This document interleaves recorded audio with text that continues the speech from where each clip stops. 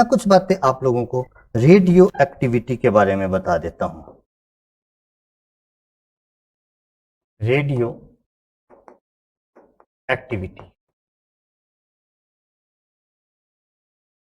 आप लोग शायद जानते भी होंगे रेडियो एक्टिविटी के बारे में। रेडियो एक्टिविटी क्या चीज है? रेडियो एक्टिविटी एक स्वतः प्राकृतिक और लगातार होने वाली घटना है। एक बार प्रश्न आया रेडियो एक्टिविटी के लिए डेल्टा जी की वैल्यू कितनी है। एक स्वतः प्रक्रम है, डेल्टा जी नेगेटिव होगा, तो उसमें ज्यादा दिमाग लगाना ही नहीं था। तो लगातार होने वाला विघटन है।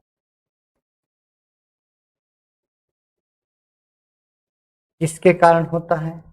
यह अस्थायी नाभिकों के कारण होता है। अस्थायी नाभिकों का गुण है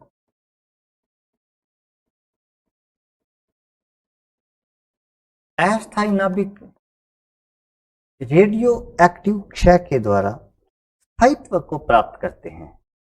एक बार कोई भी नाभिक यदि अस्थायी हो जाती है तो वो अल्फा बीटा गामा क्षय के द्वारा स्थायित्व को प्राप्त करेगी और वो अपनी स्टेबिलिटी बढ़ाएगी। इसके लिए वो प्रोटॉन या न्यूट्रॉन का त्याग करेगी और अपने proton n/p neutron proton ratio जो है उसको मेंटेन करेगी। अब रेशियो में कोई मतलब नहीं है, अपने फर्स्ट ग्रेड के सिलेबस में दिया नहीं है। जहां से प्रश्न आते हैं वहीं से मैं आप लोगों को कराऊंगा। खोजकर्ता कौन थे इसके? खोजकर्ता थे वैज्ञानिक हेनरी बेक्यूरेल।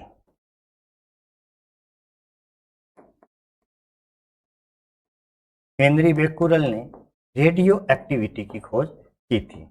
खास ध्यान रखना है, यह केवल नाभिकों का गुण है और अस्थायी नाभिकों का गुण है। स्थायित्व प्राप्त करने के लिए रेडियो एक्टिविटी दर्शाई जाती है, स्थायित्व प्राप्त करने के लिए।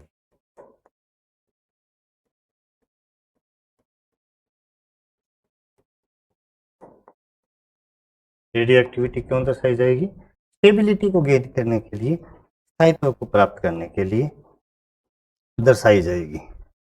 अगली बात देखो आप लोग, रेडियो एक्टिव क्षय 3 प्रकार का होगा।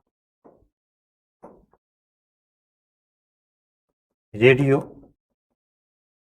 एक्टिव क्षय 3 प्रकार का होगा। पहले का नाम है अल्फा क्षय, अल्फा डीके भी बोल सकते हैं आप लोग, अल्फा क्षय।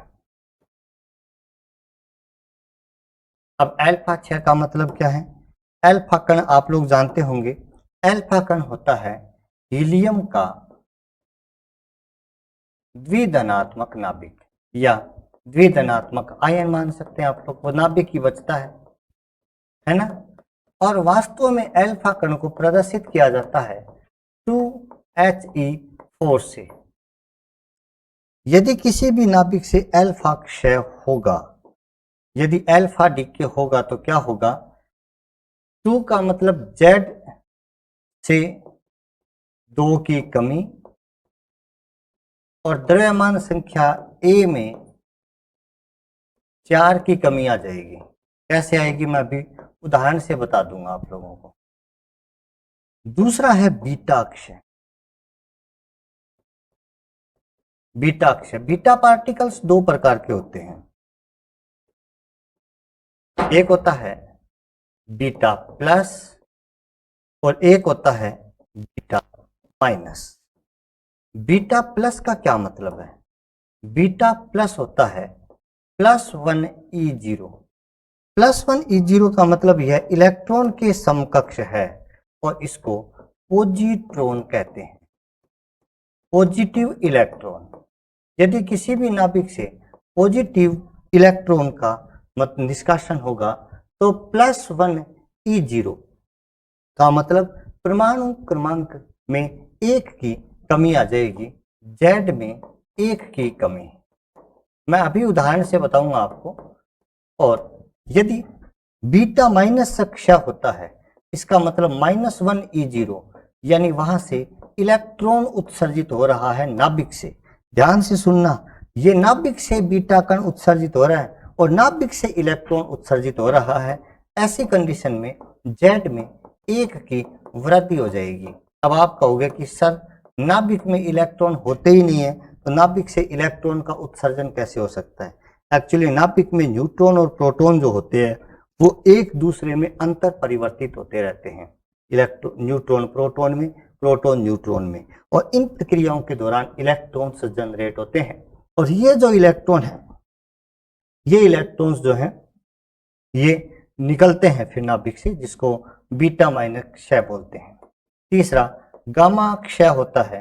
गामा क्षय से कुछ नहीं होता, केवल नाभिक की ऊर्जा में कमी होती है, नाभिक की ऊर्जा में कमी। गामा किरणों की ऊर्जा बहुत ज्यादा होती है, इसलिए इसकी भेदन क्षमता सबसे ज्यादा होती है। मैं आप लोगों को अब एक एग्जाम्पल से चीज समझा रहा हूं, यहीं से प्रश्न आता है, अल्फा बीटा गामा क्षय से प्रश्न आता है, और कोई बहुत बड़ा प्रश्न यहां से आता नहीं है। ऐसे आता है प्रश्न, मान लो जैसे मैंने कोई एलिमेंट एक्स मान लिया, या मान लो कोई परमाणु क्रमांक का 100 है, द्रव्यमान संख्या इसकी 224 है। अब इसमें आपने मान लीजिए 0n1 न्यूट्रॉन जोड़ दिए, और यहाँ कुछ y बन गया, y बनेगा तो उसका परमाणु क्रमांक तो 100 हो जाएगा, द्रव्यमान संख्या 225 हो जाएगी, क्योंकि ये जुड़ गए ना 224 और 1। अब इससे कुछ z बन गया, प्लस मान लीजिए 2 बीटा कण उत्सर्जित हो गए, सॉरी मान लो यहां से 2 अल्फा कण उत्सर्जित हो गए। अब ये पूछेगा कि ये जो z बना है इसका परमाणु क्रमांक क्या होगा, इसकी द्रव्यमान संख्या क्या होगी। इससे बड़ा प्रश्न नहीं आता रेडियो एक्टिविटी में। तो देखो 2 अल्फा कण गए, इसका मतलब 2He4 निकल गए, 2He4 निकल गए, तो यहाँ पर 100 थे, 100 था तो यहाँ 2 और 2 4, इसका मतलब 96 आ जाएगा। यहाँ पर 225 है तो 4 दूआ 8, 8 घटाएंगे तो कितना आ जाएगा 217। तो जो नई चीज बनी है इसका परमाणु क्रमांक 96 आ जाएगा, द्रव्यमान संख्या 217 आ जाएगी। तो मेरे कहने का मतलब यही है कि यदि अल्फा कण निकलेगा तो परमाणु क्रमांक में से 2 घटा देना, द्रव्यमान संख्या में से 4 घटा देना, बात इतनी ही है। मान लीजिए यहाँ आपको कुछ x दे दिया और ये पूछ रहा है इसका परमाणु क्रमांक मान लीजिए आप 90 है, द्रव्यमान संख्या मान लीजिए आप इसकी 210 है।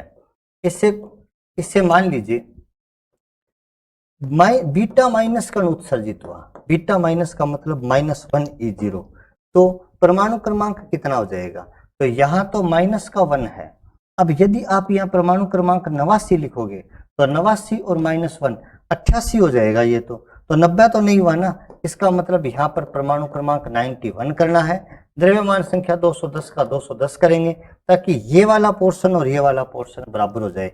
द्रव्यमान संरक्षण के नियम का पालन करता है रेडियो एक्टिविटी, तो द्रव्यमान संरक्षण के नियमानुसार इधर का द्रव्यमान इधर के द्रव्यमान के बराबर होगा, कुछ द्रव्यमान एनर्जी में भी रिलीज होगा। तो खैर 90 - 1 बराबर ना 91 - 1 बराबर 90 हो गया, 210 + 0 210 हो गया।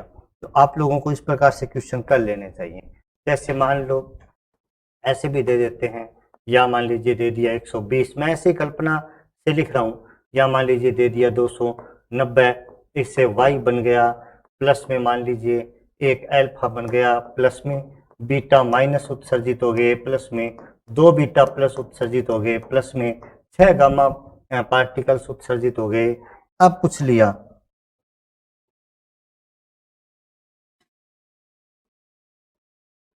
यहाँ कितना आएगा, तो देखो 2He4 -1E0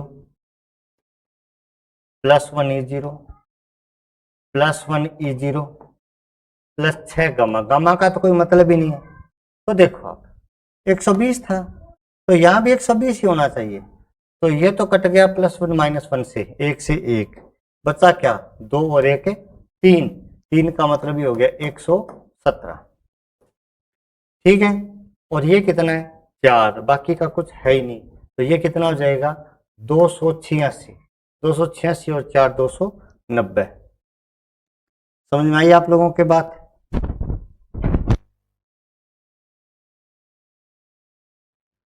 अब देखो एक प्रश्न और याद करना आप लोगों को, एक याद करना है, रेडियो एक्टिव क्षय की श्रेणियां वो रटनी पड़ेगी। लेकिन मैं प्रश्न कहाँ से आएगा वहां से बता देता हूं। रेडियो एक्टिव क्षय की श्रेणियां, series of radioactive decay. तो रेडियो एक्टिव डीके की कुल 4 श्रेणियां हैं, 4 श्रेणियां हैं, और इन 4 श्रेणियों को आप लोगों को थोड़ा याद करना है। कैसे याद करेंगे? मैं उन श्रेणियों को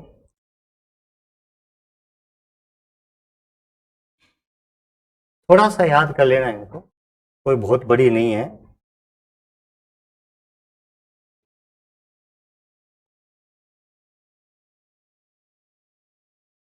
ये रेडियो एक्टिव क्षय की मैंने 4 श्रेणियां बनाई है। देखो 4 श्रेणियों में से 4n श्रेणी है पहली, दूसरी 4n+1, 4n+2, 4n+3। 4 श्रेणियों के नाम है थ्योरियम श्रेणी, नेपच्यूनियम श्रेणी, यूरेनियम श्रेणी, एक्टिनियम श्रेणी। ये एक जो श्रेणी है ये संश्लेषित श्रेणी है, यानी ये मानव निर्मित है, संश्लेषित है। बाकी की 3 श्रेणियां नेचुरल हैं, प्राकृतिक हैं। अब आप कहोगे सर हमें पहले तो ये बताओ, ये 4n, 4n+1, 4n+2 ये कहाँ से आया? चलो ये बता देता हूं आप लोगों को। आप लोगों को एक काम करना चाहिए, आप लोगों को भाग देना है, किसमें? द्रव्यमान संख्या में। जैसे कोई भी एग्जाम्पल आ गया, आपको द्रव्यमान संख्या में 4 का भाग दे देना है। 4 का भाग देने के बाद में शेष फल जो बचेगा 0, तो वो 4n श्रेणी हो जाएगी। शेष फल बचेगा यदि 1 तो 4n+1 हो जाएगी। शेष फल 2 बचेगा तो 4n+2 हो जाएगी। शेष फल 3 बचेगा तो वो 4n+3 हो जाएगी। जैसे यहाँ 234 नहीं होगा, 35 नहीं होगा, यहाँ पर 234 होगा। 4 का भाग पूरा पूरा जाना चाहिए इसमें, 236। 4 5 चौक 20, बच गए 3, 9 चौक 36, ये 236 है, सही करना भी इसको, 236। अब देखो, आप कोई भी श्रेणी है उसमें द्रव्यमान संख्या में 4 का भाग देने के बाद में जो भी बचे, जैसे मान लो आपको दे दिया 237, कुछ भी x 237। अब पूछ लिए ये कौन सी श्रेणी का है, तो 237 में 4 का भाग दे दो आप, 4 का भाग दे दो, 5 चौक 20, बच गया 3 7, 9 चौक 36, बच गया कितना 1। इसका मतलब 4 गुणा 59 +1 यानी 4n+1। समझ गए ना आप लोग बात? तो जो शेष फल बचे ना 4 का भाग देने के बाद द्रव्यमान संख्या में, वो उसी श्रेणी का होता है। हालांकि ये है नहीं पॉइंट फर्स्ट ग्रेड में, लेकिन मैंने ऐसे थोड़ा बता दिया। याद रखना थ्योरियम सीरीज है, तो थ्योरियम का जब अपघटन होगा तो अंतिम उत्पाद लेड बनेगा, ये याद रखना है। थ्योरियम से लेड बनेगा, नेपच्यूनियम से बिस्मुथ बनेगा, यूरेनियम से अंतिम लेड बनेगा, यूरेनियम से अंतिम लेड बनेगा, यूरेनियम 238 से लेड बनेगा, यूरेनियम 235 से भी लेड बनेगा। अंतिम प्रोडक्ट याद रखना आप लोगों को। तो मैं कैसे याद रखता हूं? मैं तो ये याद रखता हूं कि चाहे कोई श्रेणी हो, अंतिम उत्पाद लेड ही बनेगा, पीबी बनेगा, केवल एक नेपच्यूनियम श्रेणी को छोड़ करके, क्योंकि नेपच्यूनियम क्या है? संश्लेषित है, और संश्लेषित श्रेणी है तो इसमें बिस्मथ अंतिम उत्पाद है। बाकी कोई भी प्राकृतिक श्रेणी दे दी जाए आप लोगों को तो उसका अंतिम उत्पाद लेड ही बनता है। तो साथियों ये थोड़ा बहुत मैंने रेडियो एक्टिविटी के बारे में बताया है। यहां से बाहर कोई भी प्रश्न फर्स्ट ग्रेड में नहीं जाएगा, इतना सा रट लेना आप लोग। एक तो आप लोग अल्फा बीटा 6 है ना, बस इसको याद कर लेना। यहां से प्रश्न आएगा या प्रश्न आएगा इन श्रेणियों में से अंतिम उत्पाद क्या बनेगा, बस। या ये आ सकता है कि ये कौन सी श्रेणी है, 4n+1 है, 4n+2 है, 4n+3 है। तो आप लोगों को द्रव्यमान संख्या में 4 का भाग दे देना है, जो भी उत्पाद आए जो भी आए वो आप लोगों को कर लेना है। तो ये था दोस्तों थोड़ा रेडियो एक्टिविटी के बारे में। अब अगला बड़ा पॉइंट शुरू होगा, क्वांटम संख्या। एक ऐसे पॉइंट की ओर अग्रसित हो रहे हैं आप लोग जहां से क्वेश्चन परीक्षा में 100% आएगा ना, है ऐसा हो नहीं सकता, पहली बात। दूसरी बात, ये केवल सेकंड ग्रेड फर्स्ट ग्रेड ही नहीं, जिस किसी भी कंपटीशन में इस पॉइंट का नाम आ जाएगा तो वो प्रश्न फिर आना ही आना है। और पॉइंट है क्वांटम नंबर्स या क्वांटम संख्याएं। मैं आप लोगों को ये बात निश्चित रूप से बता देता हूँ कि क्वांटम नंबर्स में से हम कोई भी चीज़ नहीं छोड़ेंगे, कोई भी चीज़ नहीं छोड़ेंगे, सारी की सारी चीज़ें हम लोग कवर कर लेंगे और आप लोगों को अच्छे से बढ़िया तरीके से समझ में आ जाएगी। आप ज़रा ध्यान से सुनते रहना। तो दोस्तों, बड़े बड़े अक्षरों में हेडिंग डालिए, स्वर्णिम अक्षरों में, क्वांटम नंबर्स। हम लोग बहुत कुछ सीखने जा रहे हैं। क्वांटम नंबर्स, क्वांटम संख्याएं,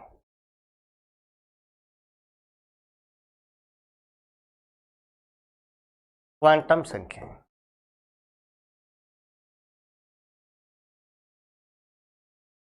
मैं जीरो से यानी माइक्रो टू मैक्रो लेवल पर क्वांटम नंबर्स बताऊंगा आप लोगों को।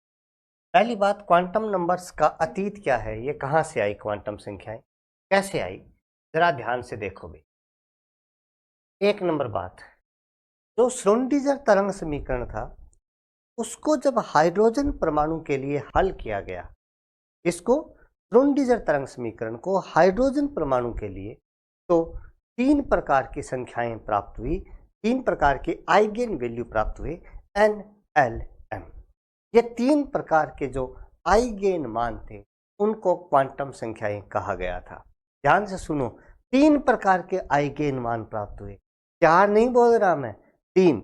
और किसी भी कक्षक के लिए 3 प्रकार की क्वांटम संख्याएं होती हैं।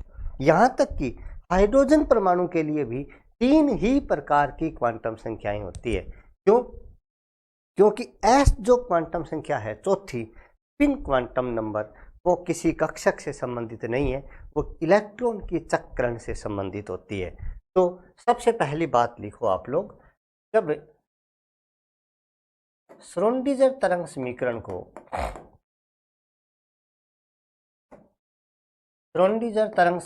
को हाइड्रोजन परमाणु के लिए हल किया गया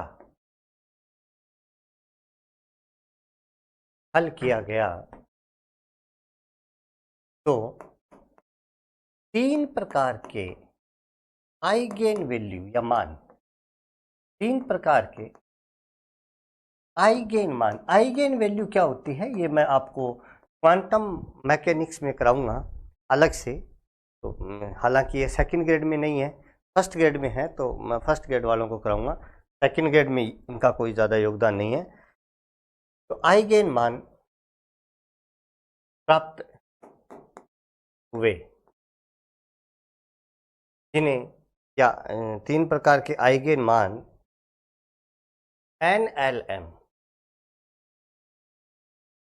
यानी मुख्य क्वांटम संख्या, द्विंशी क्वांटम संख्या, चुंबकीय क्वांटम संख्या, 3 प्राप्त हुए जिन्हें क्वांटम संख्याएं कहते हैं।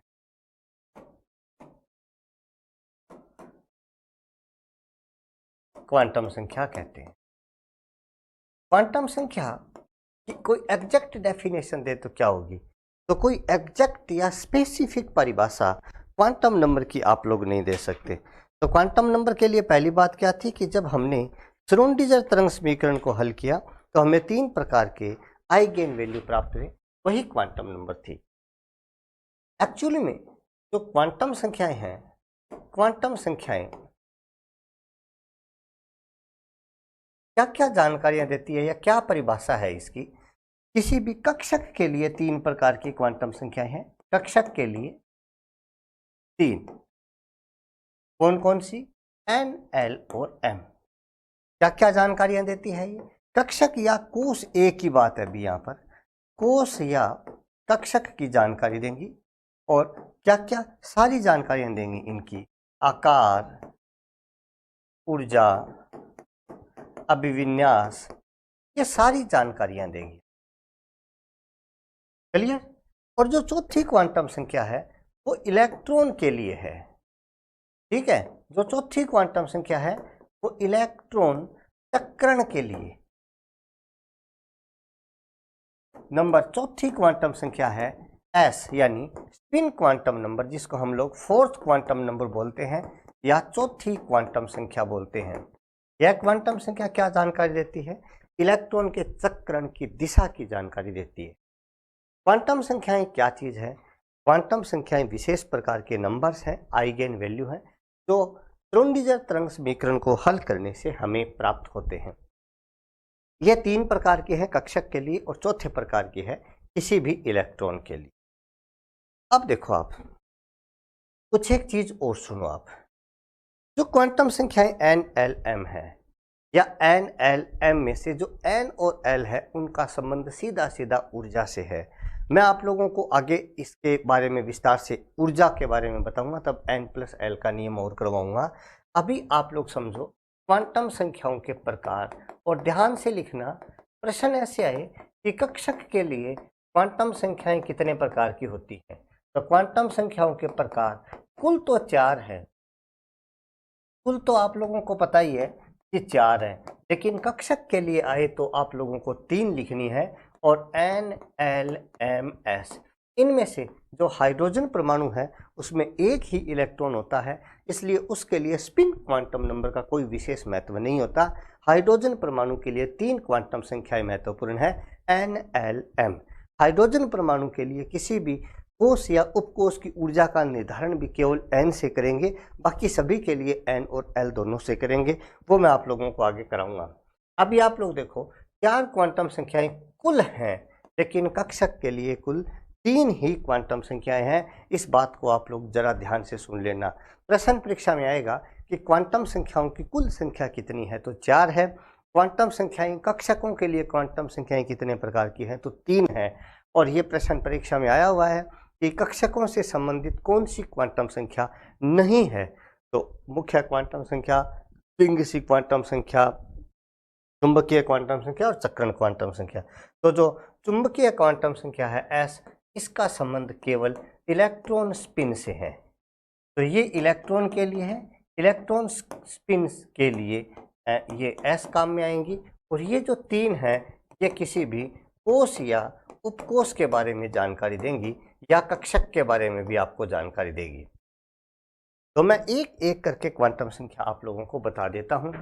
सबसे पहले आती है, कैपिटल A लगाते हैं, मुख्य क्वांटम संख्या, प्रिंसिपल क्वांटम नंबर। मुख्य क्वांटम संख्या जिसको n से प्रदर्शित करते हैं, और इंग्लिश में इसको लिखा जाता है प्रिंसिपल क्वांटम नंबर।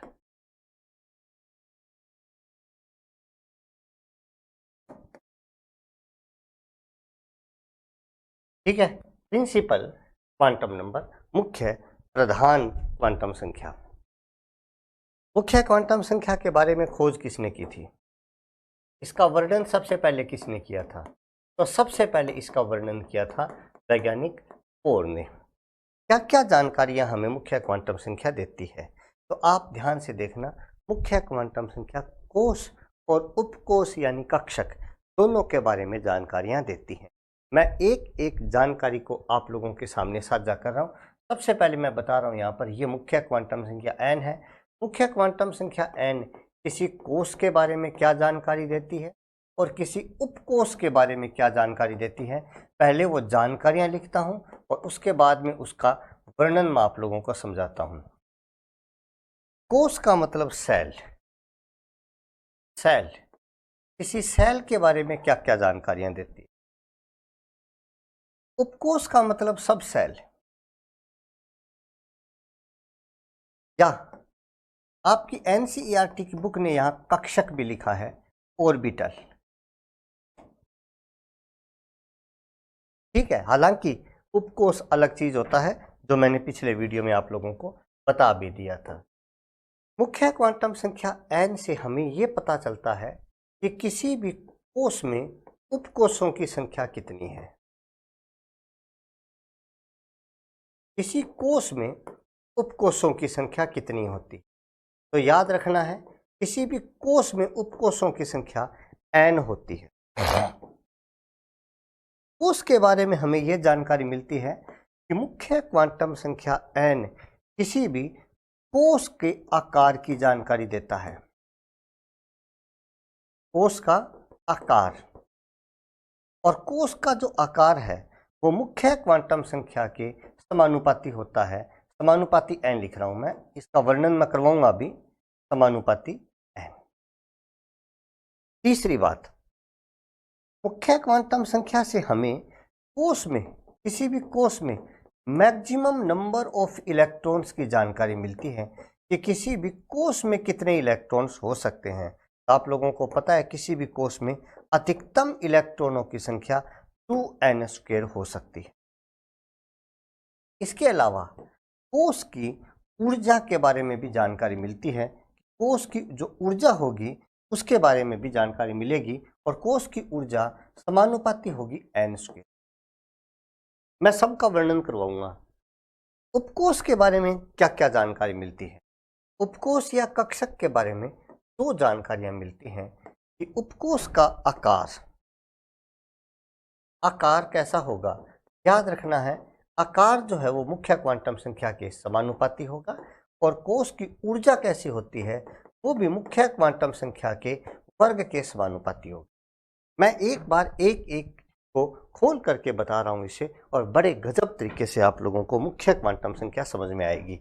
आप लोग इस चार्ट को ध्यान से देखना। ऐप में आप इसका स्क्रीनशॉट नहीं ले पाएंगे, यूट्यूब पर आप इसका स्क्रीनशॉट ले सकते। अब देखो, मैं यहाँ जानकारी लिखा हूँ मुख्य क्वांटम संख्या व कोष। अब कोष के बारे में क्या क्या जानकारी दी मुख्य क्वांटम संख्या ने। पहली बात, 1 नंबर जानकारी दी कोष में उपकोषों की संख्या। कोष में उपकोषों की संख्या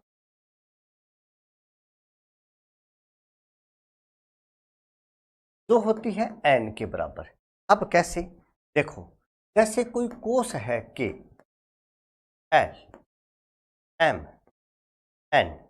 अच्छा, इसमें उपकोष कौन कौन से होंगे, सब सेल कौन कौन से होंगे, S, SP, SPD और यहाँ पर SPD और F, यही होंगे।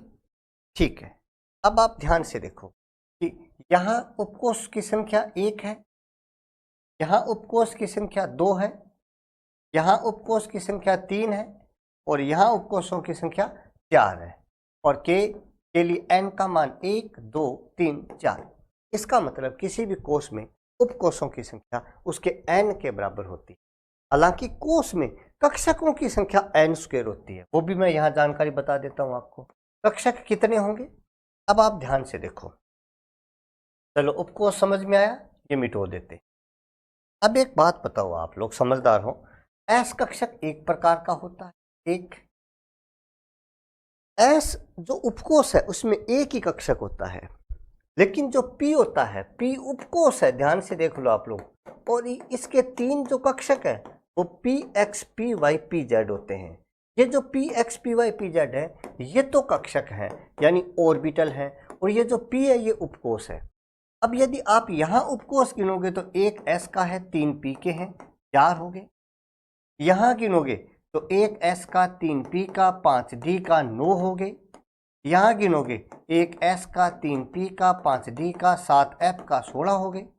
ठीक है, तो किसी भी कोष में कक्षकों की संख्या n² होती है। आप लोग संबंध देख लो, 1 का स्क्वायर 1, 2 का स्क्वायर 4, 3 का स्क्वायर 9 और 4 का स्क्वायर 16। तो किसी भी कोष में उपकोषों की संख्या n के बराबर, किसी भी कोष में कक्षकों की संख्या n² के बराबर है। ये भी जानकारी आप लोग लिख सकते हैं। तो कोष में उपकोषों की संख्या n के बराबर। नंबर 2, कोष में कक्षकों की संख्या, number of orbitals in shell is equal to n²। ठीक है। नंबर 3 बात, कोष में मैक्सिमम इलेक्ट्रॉन्स यानी number of maximum electrons is equal to 2n² होता है। आप लोगों को पता ही है, और यह फॉर्मूला पाउली ने दिया था। ये पाउली का सूत्र है। ठीक है। नंबर 4 बात है, कोष का आकार, किसी भी कोष का जो आकार होगा वो मुख्य क्वांटम संख्या के समानुपाती होगा। जैसे जैसे n बढ़ेगा उस कोष का आकार बढ़ेगा। जैसे मान लीजिए आप K, L, M, n o, इन कोशों के आकार की तुलना करेंगे तो ये कुछ आकार इस प्रकार का होगा, क्योंकि जैसे जैसे मुख्य क्वांटम संख्या बढ़ती जाएगी वैसे वैसे इनके आकार में वृद्धि होती जाएगी। नंबर 5 बात, ये बातें कोश की चल रही है। नंबर 5 बात, कोश की ऊर्जा, कोश की ऊर्जा। अब देखो वैज्ञानिक बोर ने क्या लिखा था, E बराबर -13.6 गुना Z² बटा n² इलेक्ट्रॉन वोल्ट। तो यहाँ ये जो n² था ये माइनस में नीचे था, तो यहाँ क्या आ जाएगा, समानुपाती n²। इसका मतलब क्या होगा, जैसे जैसे मुख्य क्वांटम संख्या का मान बढ़ेगा किसी भी कोश की ऊर्जा का मान भी बढ़ेगा। तो यदि आप ऊर्जा का, कोश की ऊर्जा का क्रम देखेंगे तो भी ये सेम ऊर्जा का क्रम आएगा। जैसे जैसे मुख्य क्वांटम संख्या बढ़ती जाएगी वैसे वैसे उस कोश की ऊर्जा का मान भी बढ़ता जाएगा। आप लोग समझे हो नहीं समझे? तो जो मुख्य क्वांटम संख्या प्रिंसिपल क्वांटम नंबर n है, इससे किसी कोश के बारे में हमें इतनी जानकारी मिलेगी। जैसे n बढ़ेगा कोश की ऊर्जा बढ़ेगी, कोश का आकार बढ़ेगा। किसी भी कोश में मैक्सिमम सब सेल n होंगे, ऑर्बिटल्स n² होंगे, मैक्सिमम इलेक्ट्रॉन्स 2n² होंगे, size is directly proportional to n होगा, energy of shell is directly proportional to n² होगा। अब आता है मुख्य क्वांटम संख्या n व उपकोश, और NCERT ने इस उपकोश के ब्रैकेट में कक्षक लगाया है। इसका मतलब जो संबंध उपकोश का मुख्य क्वांटम संख्या से है वही संबंध कक्षक से मुख्य क्वांटम संख्या का होगा। क्या क्या जानकारी मिलती है? पहली, उपकोश का आकार, उपकोश या कक्षक का आकार। ध्यान से सुनना, मुख्य क्वांटम संख्या के समानुपाती होगा उपकोश का आकार। आकार अलग चीज होता है, आकृति अलग चीज होता है, अभिविन्यास अलग चीज होता है। तीनों शब्दों को ध्यान से सुनना। एक लड्डू, देखो एक ये लड्डू है, ये लड्डू है, दो लड्डू है। अब अपन कह दे आकार बड्डो कौन सो है, तो आप कहेंगे वो बड्डो है, वो तो हो गया आकार। आकृति वो गोलाकार है, वो भी गोलाकार है। आकृति तो दोनों ही गोलाकार होगी, पर आकार बड्डो कौन सा है, ए बी को बड्डो है आकार, बड्डो मोटोरियो लड्डू, वो मोटोरियो लड्डू है। ठीक है, तो ध्यान से सुनो आप लोग, कक्षक हो या उपकोश हो, उनमें मुख्य क्वांटम संख्या बढ़ने के साथ साथ उनके आकार में वृद्धि होगी। कैसे? जैसे मान लीजिए आपको बोल दे कि आकार का क्रम 1s 2s 3s 4s। अब ऐसे इनमें सबसे बड़ा कौन सा, तो आकार का क्रम ये रहेगा, ये 1 है, ये 2 है, ये 3, ये आपने n लगाया। जैसे जैसे n का मान बढ़ता जाएगा वैसे वैसे आकार का मान भी बढ़ता जाएगा। नंबर 2 बात, उपकोश कहो या कक्षक कहो, उपकोश कहो या कक्षक कहो कि ऊर्जा,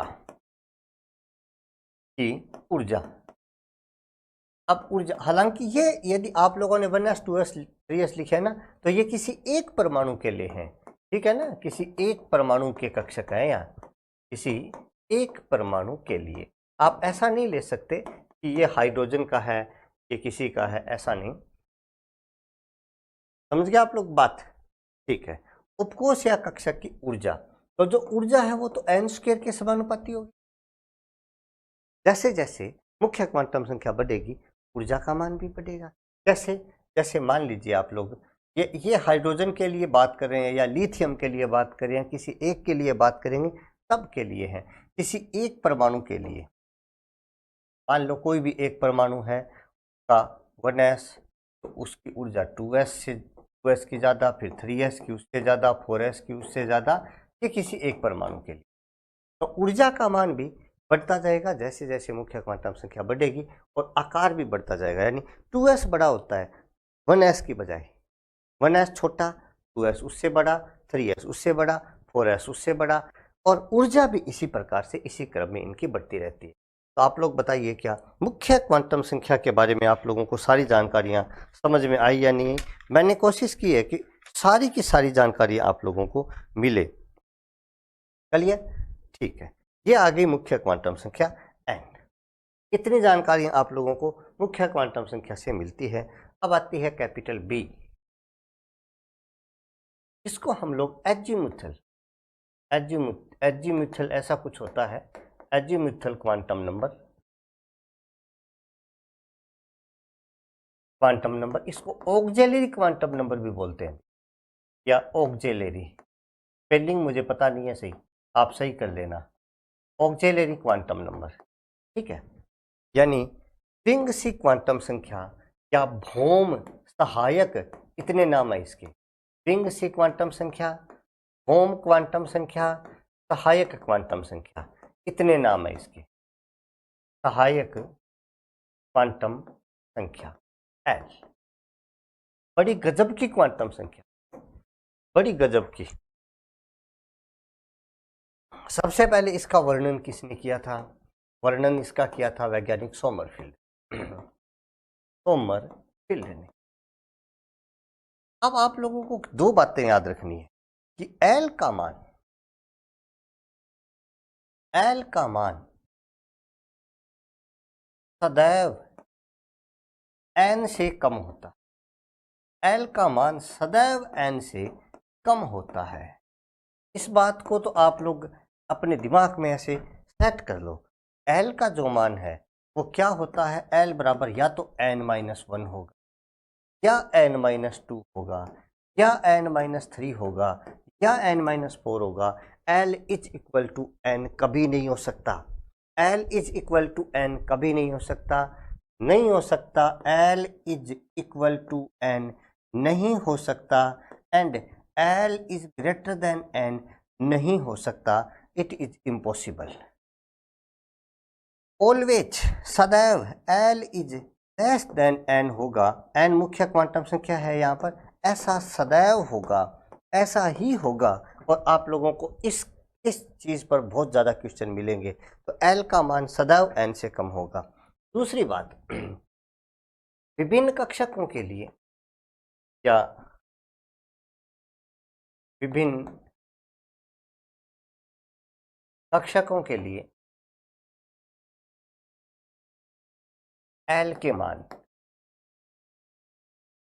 कक्षकों के लिए L के मान, कुछ फिक्स L के मान है, जरा ध्यान से देखो आप लोग। जो कक्षक है उनके लिए L के मान ऐसे हैं, कक्षक मैं यहाँ लिख देता हूँ, कक्षक और L का मान, ठीक है, ये लो। तो कक्षक तो आप लोगों को एक बार चार याद करनी, SPDF, जिनको आप लोग सदियों से जानते हैं, SPDF आप वाले कक्षक हैं, SPDF। और इनके लिए जो L का मान होगा वो बड़ा ही आसान है, 0 1 2 3। क्या बातें बताई? जो एजीम्यूथल या ऑक्सिलरी क्वांटम नंबर है वो सहायक भौम या द्विंगसी क्वांटम संख्या होती है। सोमरफील्ड ने इसका वर्णन किया था। ये क्वांटम नंबर जो है सदैव n से छोटी होती है, इसका मान n-1 हो सकता है, n-2 हो सकता है। L के मान SPDF ऑर्बिटल्स के लिए क्रमशः 0 1 2 3 ऐसे होता है, EGF के लिए 4 5 ऐसे चलता जाएगा। जो मुख्य क्वांटम संख्या n थी वो किसी उपकोष का आकार बताती है। ध्यान से, n मुख्य क्वांटम संख्या उपकोष का आकार बताती है, और यह क्वांटम संख्या उपकोष की आकृति बताती है कि वो किस प्रकार का है। तो L से आप लोग ऐसे हेडिंग डाल सकते हैं, यानी L से प्राप्त जानकारियां, यानी क्या काम आएंगी आपके ये। और मैं आप लोगों को बताऊं, इतनी अच्छी है L और इतनी अच्छी आपके काम आएंगी, समझ में आएगी आपके। नंबर फर्स्ट जानकारी, 1 नंबर जानकारी, यह उपकोष, इसका हम सामान्य नाम कक्षक लेते हैं, कि आकृति बताती है, कि आकृति, ध्यान से सुनना, आकृति बताती है, आकृति बताती है। आकृति का क्या मतलब होगा? आकृति का मतलब होगा S गोलाकार है। आप सारे जानते हैं कि S गोलाकार है। ये आकृति आप लोगों को ये वाली क्वांटम संख्या बता रही है। ये वाली क्वांटम संख्या बताती है कि जो P है ये डंबलाकार होता है, ये वाली क्वांटम संख्या बताती है कि जो d है वो द्विडंबलाकार होता है। ये वाली क्वांटम संख्या ऐसी आकृति बता रही है। अब ये डंबलाकार है और इसका आकार बड़ा है या छोटा है ये चीज़ n बताएगी, लेकिन ये डंबलाकार है ये चीज़ आपको द्विंशी क्वांटम संख्या l बताएगी, और वो भी बहुत ही बढ़िया तरीके से आप लोगों को बताएगी। क्लियर? ठीक है, अगली चीज़ देखो आप लोग। अब नंबर 2 जानकारी, एल हमें यह जानकारी देती है कि उपकोष के प्रकार, उपकोष कितने प्रकार का होगा। इसके लिए एक फॉर्मूला होता है 2l+1। यहाँ पर l द्विंशी क्वांटम संख्या है। यदि आप लोग s उपकोष के प्रकार निकालेंगे, ये s उपकोष के प्रकार है, तो s के लिए l की वैल्यू 0 होती है, तो 2 × 0 + 1 = 1 आ जाएगा। आप लोग सारे जानते हैं कि s उपकोष एक ही प्रकार का होता है। p उपकोष के प्रकार निकालेंगे आप लोग, तो p उपकोष के लिए l की वैल्यू 1 होती है, तो 2 × 1 + 1 = 2 1 3, यानी p उपकोष 3 प्रकार का आ जाएगा, जो कि आता ही है। अब आप लोग यदि d उपकोष के प्रकार निकालोगे तो d के लिए 2 × 2 + 1, तो 2 × 2 = 4 और 1 5, तो d उपकोष 5 प्रकार का होता है।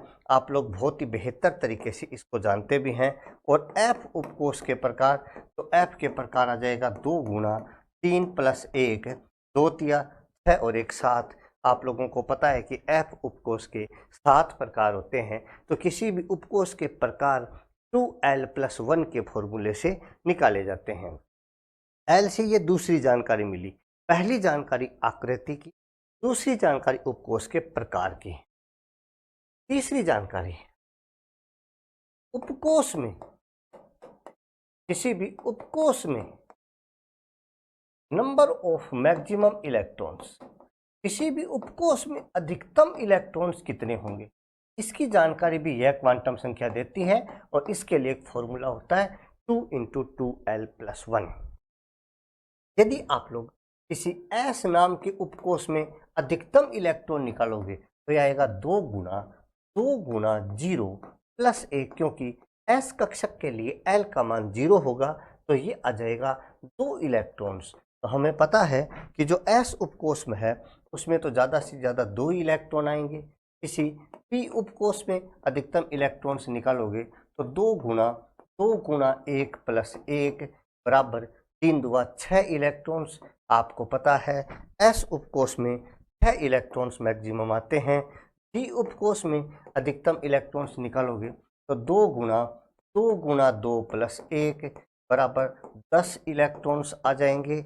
और इसी प्रकार से यदि आप लोग किसी f उपकोष में नंबर ऑफ मैक्सिमम इलेक्ट्रॉन्स निकालने जा रहे हैं तो 2 × 3 + 1 = 14 इलेक्ट्रॉन्स आ जाएंगे। तो आप लोग जो ये इलेक्ट्रॉन बढ़ते हैं 2 6 10 14, ये इस फॉर्मूले से अधिकतम इलेक्ट्रॉन्स पढ़े जाते हैं। ठीक है, नंबर 4। यहाँ तक की जानकारी तो आप लोगों को समझ में आई होगी, कोई दिक्कत ही नहीं है। आप लोगों को ये पता चल गया होगा कि किसी भी उपकोष में किस प्रकार से आप लोग पढ़ते हैं। अब नंबर 4 यह है उपकोष की ऊर्जा की जानकारी भी देती। उपकोष की ऊर्जा की जानकारी n भी देता है, ऊर्जा की जानकारी। और जो हाइड्रोजन परमाणु है उसके लिए तो इसका कोई महत्व नहीं है। तो अब ध्यान से सुनो आप लोग, उपकोष की ऊर्जा, उपकोष की ऊर्जा समानुपाती होता है मुख्य नाद्विंशी क्वांटम संख्या l के। तो जैसे जैसे l का मान बढ़ता जाएगा किसी भी उपकोष की ऊर्जा का मान बढ़ता जाएगा। हालांकि इसका जो निर्धारण होता है वो कक्षीय कोणीय संवेग से किया जाता है, जिसका मान h/4π√L×L+2 होता है। लेकिन इस फॉर्मूले का कोई ज़्यादा औचित्य नहीं है, आगे न्यूमेरिकल्स में कहीं आएगा तब अपने देखेंगे। तो कक्षीय कोणीय संवेग यहाँ काम नहीं आना। अब देखो आप लोग, तो जो ऊर्जा का क्रम होता है S P D F, यदि आप लोग L के क्रम को देखें तो L का मान जैसे जैसे बढ़ता जाएगा वैसे वैसे किसी भी उपकोष की ऊर्जा का मान भी बढ़ता जाएगा। तो आप लोगों को ये बात अच्छे से समझ में आई कि नहीं आई? भी आपको मैंने क्या बताया कि जो एल है ये रिंग सी क्वांटम संख्या है। सोमरफील्ड ने बताया है एल का मान एन से सदैव कम होगा और ये इस प्रकार से मान है, आकृति बताती है, प्रकार बताती है। जैसे ऐसे एक प्रकार का, पी कक्षक 3 प्रकार के होते हैं ना, P X, P Y, P Z, ये प्रकार हैं। ये D X Y, D Y Z, ये प्रकार हैं। इसके अलावा ये मैक्सिमम इलेक्ट्रॉन्स भी बताएंगी और आप लोगों को उपकोष की जानकारी। इसके अलावा ये एक चीज़ और भी बता देती, नंबर 5, वो है उपकोष का अस्तित्व। उपकोष का अस्तित्व, एग्जिस्टेंस ऑफ सबसेल। उपकोष का अस्तित्व, ध्यान से सुनो, केवल उसी उपकोष का, केवल उसी उपकोष का अस्तित्व होता है, उपकोष का अस्तित्व होता है, केवल उसी उपकोष का अस्तित्व होता है जिसके लिए L is equal to n-1 या n-2 या n-3 होता है। इसका क्या अभिप्राय हुआ? जैसे मान लीजिए मैंने कुछ उपकोष लिखे, ध्यान से देखना, मैंने लिख दिया 2p, मैंने लिख दिया 1p, मैंने लिख दिया 2d, मैंने लिख दिया 4f। अब इनका अस्तित्व है या नहीं है हम लोग देख लेते हैं। तो यहाँ देखो आप, n बराबर कितना है? 2 है। l बराबर कितना है? 1 है, क्योंकि p के लिए l का मान 1 होता है। तो आप लोग देखो कि यहाँ l का मान जो है वो n से कम आ रहा है। यदि l का मान n से कम आ रहा है तो उस कक्षक का अस्तित्व है, दैट इज इन एग्जिस्टेंस। अब देखो यहाँ n is equal to 1 and l is equal to 1, क्योंकि p ऑर्बिटल है, p के लिए l की वैल्यू 1 होती है, n की वैल्यू यहाँ 1 दी है, l is equal to n आ रहा है। और मैंने आपको क्या बताया कि l की वैल्यू n से कम होनी चाहिए। यदि ये बराबर आए तो 1p ऐसे ऑर्बिटल का एग्जिस्टेंस या अस्तित्व इस दुनिया में नहीं हो सकता। 2d, तो n इज इक्वल टू यहाँ 2 है और l is equal to sp_d2 है। l की वैल्यू और n की वैल्यू बराबर आ गई, इसका मतलब ऐसा कक्षक भी इस दुनिया में नहीं आ सकता। यहाँ n की वैल्यू 4 है और l की वैल्यू sp_df 3 है। l का मान n से कम आ रहा है, इसका मतलब इस प्रकार का कक्षक दुनिया में हो सकता है। तो ध्यान रखना, यदि l की वैल्यू n से कम है तो वह कक्षक दुनिया में आ सकता है, अन्यथा कक्षक दुनिया में नहीं आएगा। इस चीज़ को आप लोग ध्यान रखना। ये थी आप लोगों के लिए number 3 quantum, number 2 quantum number, जिसको हम लोग रिंग सी क्वांटम संख्या, एज्यूमेथल क्वांटम नंबर बोलते हैं। नंबर सी आती है चुंबकीय क्वांटम संख्या, मैग्नेटिक क्वांटम नंबर। चुंबकीय क्वांटम संख्या यानी magnetic quantum number, magnetic quantum number, इसको हम लोग स्मॉल m से प्रदर्शित करते हैं, स्मॉल m से प्रदर्शित करते हैं। अब आप इतने इसको m से प्रदर्शित कर दिया, ठीक है। अब देखो m के जो मान हैं वो कुछ खास हैं। m के लिए आप लोगों को क्या क्या चीजें याद रखनी है? तो m के मान -l से +l तक होते हैं। ये कैसे हुआ?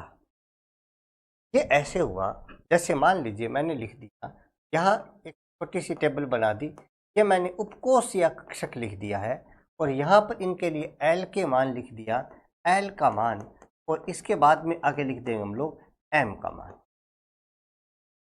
m का मान। और ये मान अपने आप में स्पेशल बनाएगा इस पॉइंट को।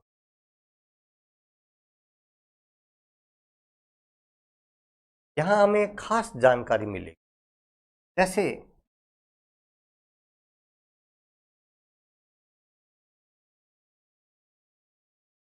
ये देखो भाई, टेबल तो जैसी बनी है अब इसी बन गई थी, ज़्यादा ध्यान ना दे हो। एस पी इनके लिए एल का मान 0 1 2 3। अब देखो एम का मान यहाँ तो 0 आ जाएगा, इसके लिए -1 0 +1, इसके लिए -2 -1 0 +1 +2, इसके लिए -3 -2 -1 0 +1 +2 +3। रोचक बात क्या है, m का मान यहाँ एक प्रकार का आ रहा है, शून्य आ रहा है, ये अलग बात है, लेकिन एक प्रकार का आ रहा है, तो s उपकोष एक ही प्रकार का होता है। p उपकोष के लिए m के मान 3 प्रकार के आ रहे हैं, तो p उपकोष 3 प्रकार का होता है। अब कई यहाँ कहेगा सर वो px भी -1 है, या py भी है, या pz भी है। हालांकि वो मान कोई भी कक्षक भी काम में ले सको थे, कोई फिक्स को नहीं, px के लिए -1 लिख सको, py भी लिख सको और pz भी लिख सको। लेकिन यदि आपने pz के लिए -1 काम में ले लिया तो फिर px के लिए -1 काम में नहीं ले पाएंगे। बस जो कक्षक जितने प्रकार का होगा उसके लिए m के मान उतने ही प्राप्त होंगे। याद रख लोगे आप लोग बात, कोई दिक्कत नहीं है। मैं ऐसे बोल सकता हूं कि जो m के मान है, n के मानों की संख्या, number of value of m is equal to उपकोष के प्रकार, और उपकोष के प्रकार लिखते हैं तो फिर लिख सकते हैं आप लोग 2l + 1, यानी 2l + 1 का मतलब देखो ये एक प्रकार का, ये 3, ये 5, ये 7, तो इस प्रकार का ये फॉर्मूला लिख सकते हैं। आप लोगों को यहाँ क्या जानकारी मिलेगी, m से एक खास जानकारी मिलती है। m कोई बहुत ज़्यादा इम्पोर्टेंट नहीं है, लेकिन ये जानकारी क्या मिलती है, यह जानकारी देती है हमें ध्यान से कक्षक के अभिविन्यास की जानकारी देती है। ओरिएंटेशन ऑफ कक्षक, अभिविन्यास, ओरिएंटेशन ऑफ ऑर्बिटल।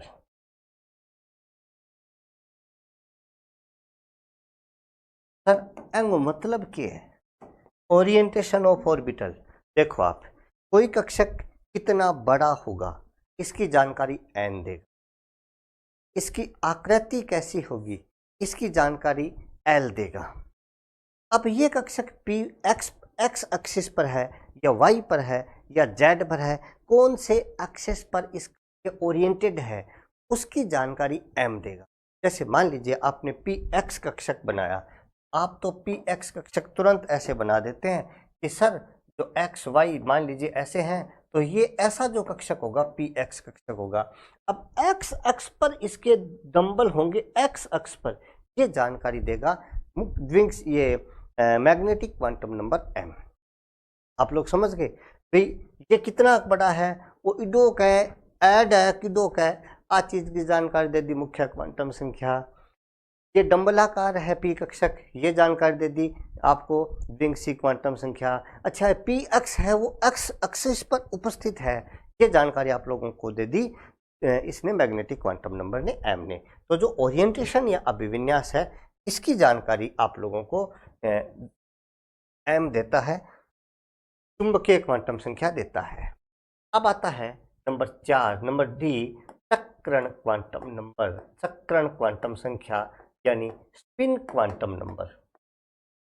इसको इलेक्ट्रॉन की क्वांटम संख्या भी बोलते हैं, चतुर्थ क्वांटम संख्या भी बोलते हैं, spin quantum number. Small S, ये तो आप लोगों को बताने की जरूरत ही नहीं है, ये तो स्मॉल एस है, पता है क्या आपको ये। और ये चक्रण क्वांटम संख्या जो है ये हमें चौथी क्वांटम संख्या है। इसका वर्णन किसने किया था? वर्णन किया था वैज्ञानिक उहेलेनबेक, व गाउडस्मिट ने, गाउडस्मिट ने। गुरुजी, ओ गुरुजी, ए नाम याद कौन रहे हमारा है? तो थाने क्या में याद रखना लाडी पेपर और लिखे देगो चक्रण क्वांटम संख्या का वर्णन किसने किया। ऑप्शन ए सोमरफील्ड ने, बी बोर ने, सी इसने, डी उसने। तो थाने याद कौन रखना। क्या जानकारी देती है ये है? यह क्वांटम संख्या, यह क्वांटम नंबर इलेक्ट्रॉन के चक्रण की दिशा की जानकारी देती है, दिशा की जानकारी देती है। कैसे कैसे जानकारी देती है। ऐसे जानकारी देती है कि s के दो वैल्यू होती है, दो मान होते हैं, +1/2 या -1/2। यदि s का मान +1/2 है तो इलेक्ट्रॉन भाई साहब, इलेक्ट्रॉन क्लॉकवाइज दिशा में घूमता है, क्लॉकवाइज दिशा में घूमता है।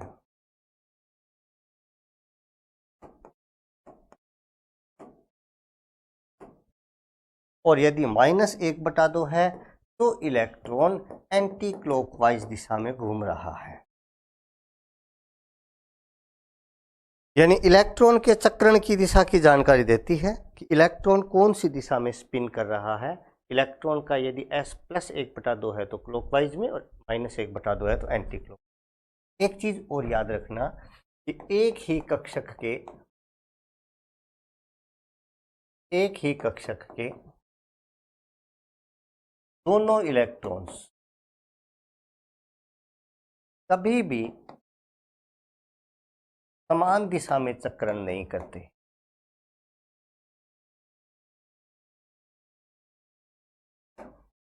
समान दिशा में चक्रण नहीं करते,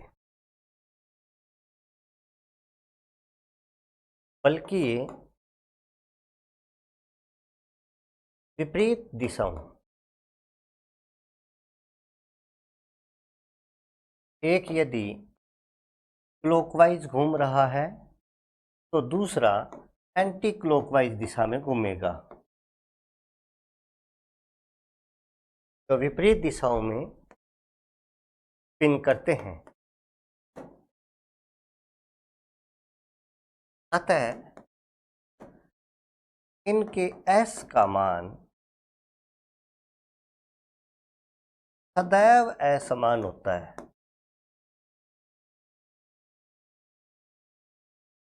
मैं आपको थोड़ा सा बता देता हूं।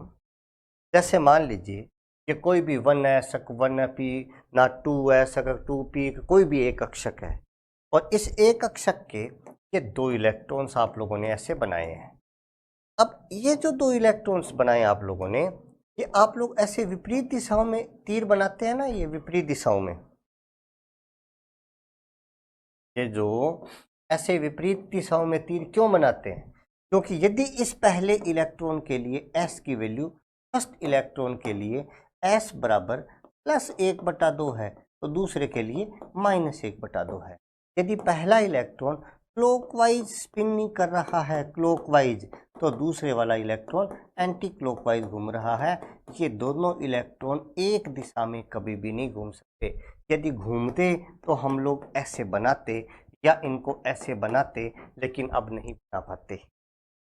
समझ गए आप लोग बात। तो एक ही ऑर्बिटल में जो दो इलेक्ट्रॉन्स होंगे उनके लिए कभी भी s की वैल्यू इक्वल नहीं आ सकती, बराबर नहीं आ सकती।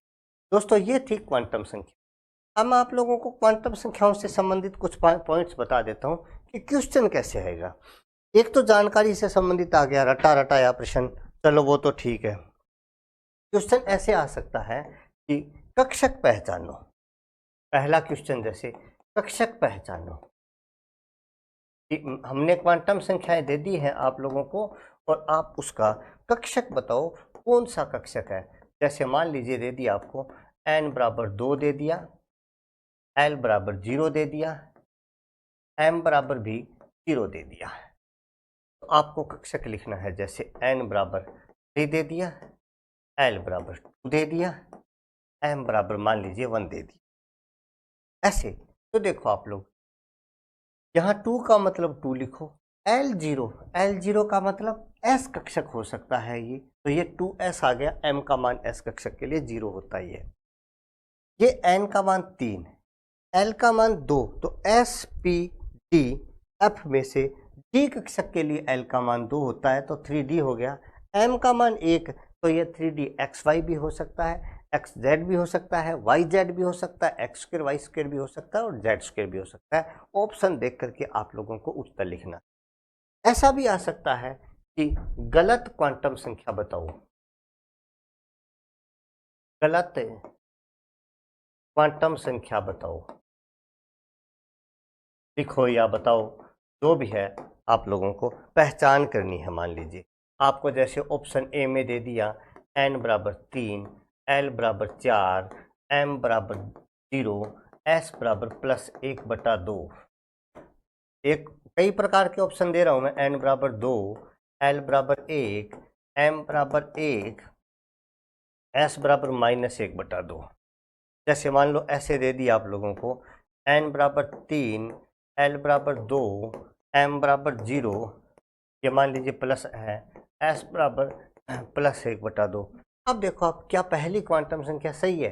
तो n बराबर 3 है, l बराबर 4 है। क्या l का मान कभी भी n से ज़्यादा हो सकता है? तो पैदा होने के बाद आज तक नहीं हुआ, l की वैल्यू सदैव n से कम होगी। So this quantum number is wrong, it is not right. देखो n बराबर 2, ठीक है, l का मान 1 है, ये भी ठीक है। अब l का मान 1 है तो m का मान +1 हो सकता है, 0 हो सकता है, -1 हो सकता है, ये भी ठीक है। s का मान चाहे +1/2 हो, -1/2 हो, ये सही है। n का मान 3, बिल्कुल n, यदि ऊपर कक्षक पूछ ले तो क्या लिख दोगे? ये 3 है और ये p है, ये 3p कक्षक होगा। यहाँ पर l का मान 3 है, l का मान 2 है, तो n का मान ज़्यादा है, सही हो सकता है। m का मान 0 हो सकता है, ये क्वांटम संख्या भी सही है, और इसके लिए 3d हो सकता है। मैं जैसे एक क्वांटम संख्या और लिख देता हूँ, जैसे मान लीजिए दे दिया n बराबर 2, n बराबर, अब यहाँ को देखना है कि एक ही क्वांटम संख्या देखनी है, ठीक है नहीं, मैंने पूरा सेट देखना है, पूरा सेट का मैंने पहचान करनी है क्वांटम संख्या की। जैसे मान लीजिए कोई दे दिया n बराबर 2 या 3, l बराबर 1 और m बराबर -2, s बराबर +1/2। अब इस क्वांटम संख्या को देखो आप लोग, ये सही है या गलत है? तो आप ध्यान से देखोगे तो n का मान 3, हाँ ठीक है, l का मान 1, बिल्कुल सही बात है, l का मान तो n से कम होगा, यहाँ पर l का मान n से कम है, जो हमें चाहिए था। अब m का मान, यदि l का मान 1 है तो m का मान कितना हो सकता है? m का मान -1, 0 या +1 हो सकता है। यहाँ पर m का मान -2 दे दिया, इसका मतलब यह क्वांटम संख्या बिल्कुल भी गलत है, सही नहीं हो सकती। तो s का मान आप लोगों को +1/2 या -1/2 में से कोई भी मान मिले, लेकिन इनसे अलग नहीं मिलना चाहिए। ये ना हो कहीं कि s का मान आपको 0 दे दिया या कुछ और दे दिया। इससे अलावा क्वांटम संख्याओं में कोई भी क्वेश्चन नहीं आ सकता। और यदि आप लोगों ने क्वांटम संख्याओं के इस वीडियो को पूरा देखा है, मैं गारंटी से कहता हूँ समझ में आया है, बहुत बढ़िया समझ में आया है, इससे ज़्यादा बढ़िया समझ में नहीं आ सकता। तो अब आप लोगों ने कितने पॉइंट पढ़ लिए? एटॉमिक स्ट्रक्चर के फंडामेंटल पार्टिकल्स को पढ़ा, उसके बाद कक्षकों को पढ़ा, ऑर्बिटल्स में, मेन ऑर्बिटल्स में नोड है और कुछ वो ज़्यादा नहीं है। उसके बाद आप लोगों ने रेडियो एक्टिविटी पढ़ा, मैंने आप लोगों को बताया कि रेडियो एक्टिविटी में अल्फा बीटा गामा क्षय आएगा, या सीरीज में प्रोडक्ट क्या है वो आएगा। आप लोगों ने 4 सीरीज पढ़ी थी, उसमें से एक सीरीज जो थी वो संश्लेषित थी नेपच्यूनियम की, जो 4n+1 थी, उसमें अंतिम उत्पाद बिस्मथ था। बाकी यूरेनियम 38 हो चाहे 200, 235 हो चाहे कोई भी हो, उसमें अंतिम उत्पाद लेड यानी शीशा मिलना था। शीशे में भी यदि Pb206 होता है तो वो बहुत ज़्यादा स्टेबल होता है। इसके बाद आप लोगों ने क्वांटम संख्याओं के बारे में पढ़ लिया। अब हम लोग पढ़ेंगे इतने पॉइंटों से आरपीएससी फर्स्ट ग्रेड में आए हुए क्वेश्चंस, प्लस में मैं कुछ अदर क्वेश्चंस भी ले रहा हूं जो आपके लिए लाभदायक हो सकते हैं। 2011 भर्ती परीक्षा में यहां से क्वेश्चन आया, एक अल्फा कण है, हमने पहले ही पढ़ लिया था अल्फा कण का मतलब 2He4 है और अल्फा कण जो है वो हीलियम का द्विधनात्मक आयन होता है He2+। तो आप लोगों को पता इलेक्ट्रॉन रहित हाइड्रोजन परमाणु तो हो नहीं सकता, हीलियम का एक समस्थानिक नहीं एक द्विआयनित हीलियम परमाणु होगा, एकल आवेश से युक्त हीलियम आयन। तो इसका उत्तर होगा हीलियम का एक द्विआयनित परमाणु और इसका ऑप्शन नंबर 3 सही हो जाएगा। 2011 भर्ती परीक्षा में आया है, फर्स्ट ग्रेड 2011 में क्वेश्चन आया, नाइट्रोजन के एक ऑक्साइड का अणु भार 44 है, तो इस अणु में इलेक्ट्रॉनों की संख्या कितनी है। कई स्टूडेंट्स इसमें फॉर्मूला लगाने लग जाते हैं, तो फॉर्मूला नहीं लगाना है। नाइट्रोजन का ऑक्साइड है तो वो N2O हो सकता है, NO हो सकता है, NO2 हो सकता है। देखते हैं कि किसका अणु भार 44 है।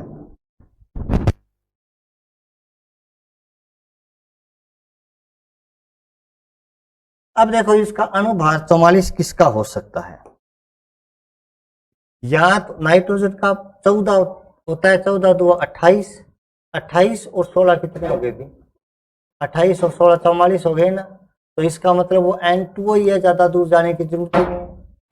NO में कितना होगा 14 नहीं 14 28 28 और 16 हाँ, या 14 और 16 30 हो गए, ये 16 दुआ 32 32 और 16 50 हो गए। इसका मतलब नाइट्रोजन का वो ऑक्साइड N2O है जिसका अणु भार 44 है। तो इसके अणु में इलेक्ट्रॉनों की संख्या कितनी है।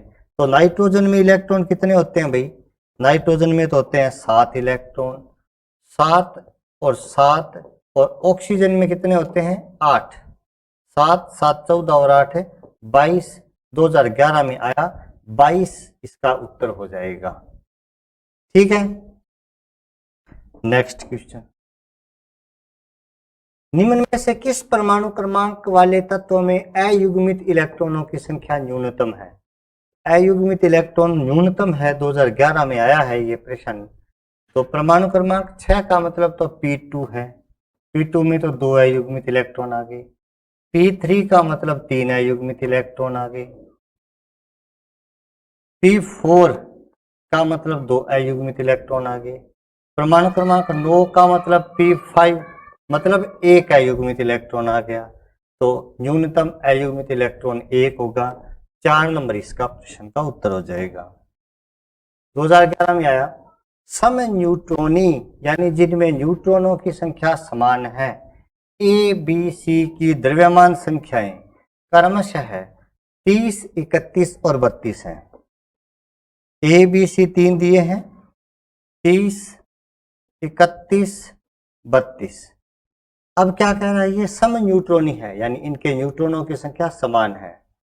यदि बी का परमाणु क्रमांक 15 है, बी का परमाणु क्रमांक कितना है 15 है, तो ए व सी के प्रोटॉनों की संख्या क्या होगी। अब आपको पता है कि ये सम न्यूट्रॉनी है यानी ए में न्यूट्रॉन बी के न्यूट्रॉनों के बराबर है, तो बी में न्यूट्रॉन कितने होंगे, तो ये तो आप लोगों को निकलवाने की जरूरत थोड़ी है, 16 होंगे, 16 होंगे।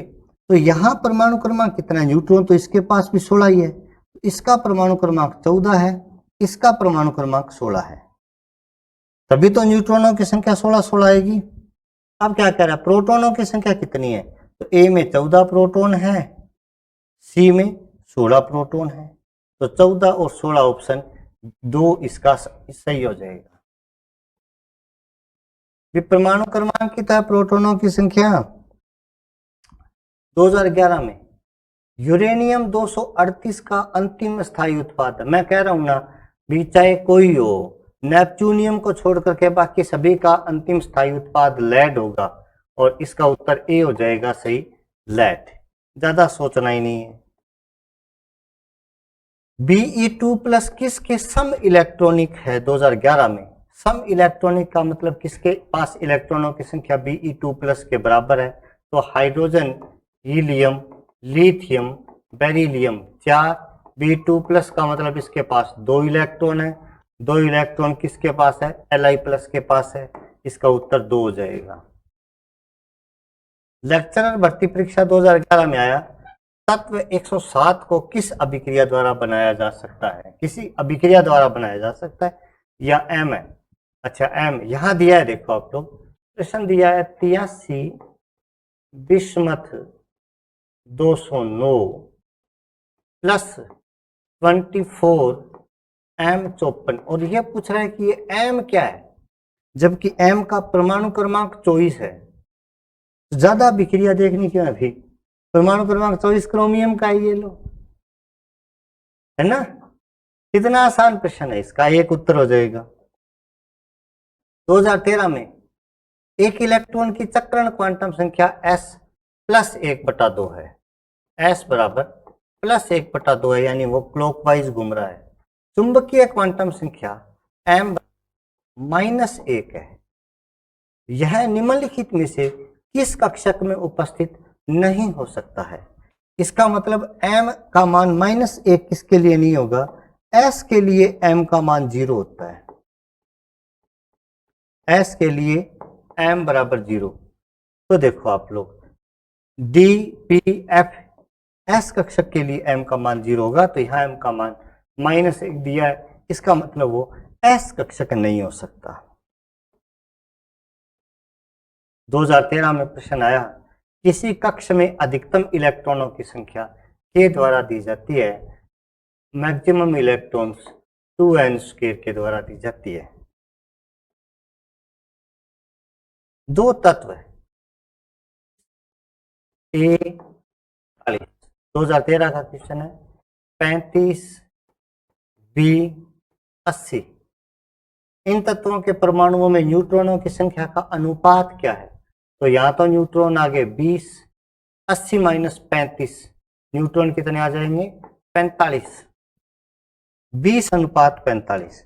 अब इनको सरल करो तो कितना आएगा? तो यहाँ 5 का भाग देंगे तो आ जाएगा 5 चौक 20, 9 पंजा 45, 4:9, यानी कि 3 उत्तर आ जाएगा। क्या क्वेश्चन है ये? इससे आसान क्या है? 2013 रेडियो एक्टिव क्षय उदाहरण है प्रथम कोटि का, हमें पहले से ही पता है, ये तो 12वीं में भी पढ़ लिया।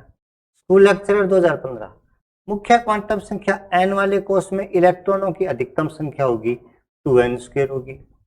2015 फर्स्ट ग्रेड में आया। निम्नलिखित में से कौन सा कथन कैथोड किरणों के लिए सही नहीं है? 2015 में क्वेश्चन आया कि कौन सा कैथोड किरणों के लिए सही नहीं है, यानी कि गलत है। कैथोड किरणें कैथोड से आरंभ होकर एनोड की ओर गमन करती है, बिल्कुल कैथोड से शुरू होगी, एनोड की ओर गमन करेगी। विद्युत तथा चुंबकीय क्षेत्र की अनुपस्थिति में ये किरणें सीधी रेखा में गमन करती है। हाँ करती है। कैथोड किरणों के लक्षण कैथोड किरण नलिका के इलेक्ट्रोडों के पदार्थ एवं उपस्थित गैस की पर निर्भर करते हैं? नहीं, निर्भर नहीं करते हैं, नहीं करते हैं। यहाँ क्या दे रखा है इसने? करते हैं, इसका मतलब ये स्टेटमेंट गलत हो गया। कैथोड किरणों में ऋणावेशित कण होते हैं। मैंने आपको बहुत गौर से समझाया था कि जो कैथोड किरणें हैं, कैथोड किरणें इलेक्ट्रोडों की प्रकृति और गैस पर निर्भर नहीं करती, एनोड किरणें निर्भर करती हैं। अब प्रश्न इसने पूछा कि कौन सा सही नहीं है? 3 नंबर सही नहीं है। 2015 का ये क्वेश्चन है।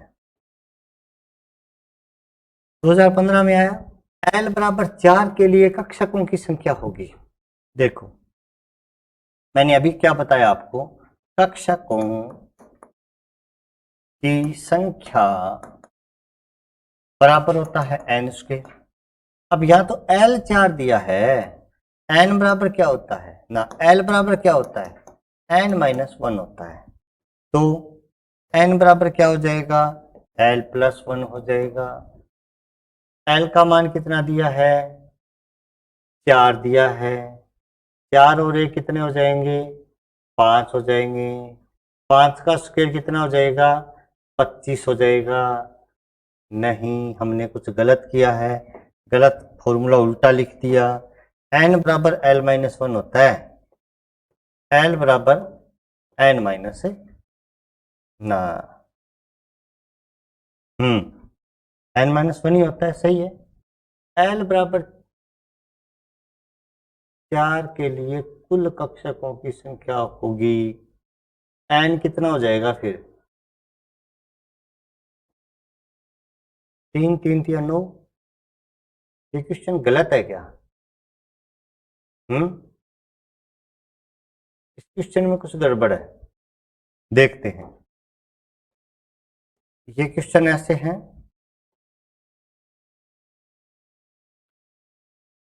L बराबर क्या होता है n-1। अब अच्छा, गलत नहीं है, ये सही है। L बराबर 4 का मतलब कौन सा कक्षक हो गया ये? S P D F G। L बराबर 0 1 2 3 4। वाक नहीं हुआ? और कक्षकों की संख्या, अरे फॉर्मूला क्वांटम संख्या में जाओ, कक्षकों की संख्या बराबर 2l + 1। हाँ, मैं गलत दिशा में चला गया। 2l + 1 तो 2 गुणा l का मान 4 है प्लस 1, 4 2 8 और 1 9। ये रहा 9, 4 नंबर। कक्षकों की संख्या पूछी है तो 2l + 1 होती है। 2l + 1 का मतलब आप लोग कर दोगे, अब समझ गए। निम्न में कौन से कक्षक में कोणीय नोड नहीं होता? 2015 में आया। कोणीय नोड L किस में नहीं होता? S कक्षक में नहीं होता। तो ये रहा 1s कक्षक जिसमें कोणीय नोड नहीं होगा। L का मान 0 है, बताया था आप लोगों को। बिस्मथ को त्वरित 83 बिस्मथ 209 पर त्वरित कर 24 क्रोमियम 54 कि बमबारी कराने से अति भारी तत्व बनेगा। वो कौन सा बनेगा? तो वो जो भी सुपर हैवी एलिमेंट X बनेगा उसका जो परमाणु क्रमांक होगा ना वो 83 और 24 कितना होगा? 107। और उसका जो परमाणु भार होगा ना वो 209 और 54, 5 9 13 1 6 2 कितना होगा? अब ये क्या दे रखा है? नाम दे रखा है। तो अननील सेप्टियम, अननील सेप्टियम बनेगा UNS।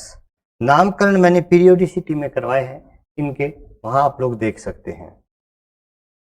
मुख्य क्वांटम संख्या n से संबंधित कुल कक्षकों की संख्या कितनी होगी?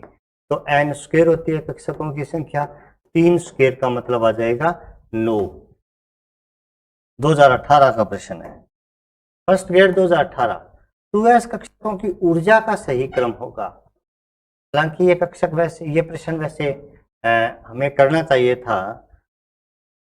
मॉडल्स जो भी पढ़ेंगे हम लोग एटॉमिक मॉडल्स में, जो नेक्स्ट वीडियो आएगा आपका, लेकिन यहाँ दे दिया है तो मैं बता देता हूँ आपको। जो ऊर्जा है E बराबर होता है -13.6 गुणा Z² बटा n²। तो E व्युत्क्रमानुपाती होती है Z² के। अगले वीडियो में है ये प्रश्न, गलती से मैंने यहाँ दे दिया। इसका मतलब परमाणु क्रमांक जैसे जैसे बढ़ता जाएगा ऊर्जा के मान में कमी आती जाएगी। जैसे जैसे परमाणु क्रमांक घटेगा ऊर्जा बढ़ेगी। तो हाइड्रोजन, लिथियम, सोडियम, पोटेशियम, ये होगा ऊर्जा का क्रम। ये भी 2018 का है, ये उधर समझाया मैंने। किसी परमाणु में उपस्थित 2 इलेक्ट्रॉनों की चारों क्वांटम संख्याएं एक समान नहीं हो सकती। कथन किसका है? आपको सिद्धांत में पाउली का अपवर्जन नियम का है। ये पाउली के अपवर्जन नियम में। डी कक्षकों के नोड कितने हैं? तो डी कक्षकों के लिए कोणीय नोड L कितना होगा? तो DSPD, डी कक्षक के लिए L का मान 2 होता है, और 2 होता है तो कोणीय नोड 2 होंगे। इसका उत्तर नंबर 3 आ जाएगा, नोड 2 होंगे। 2018 में आया है। n+L बराबर 4 के सभी कक्षकों में अधिकतम इलेक्ट्रॉनों की संख्या क्या होगी? 2022 में आया था। ये क्वेश्चन डिलीट हुआ था। इसके डिलीट होने के 2 कारण थे।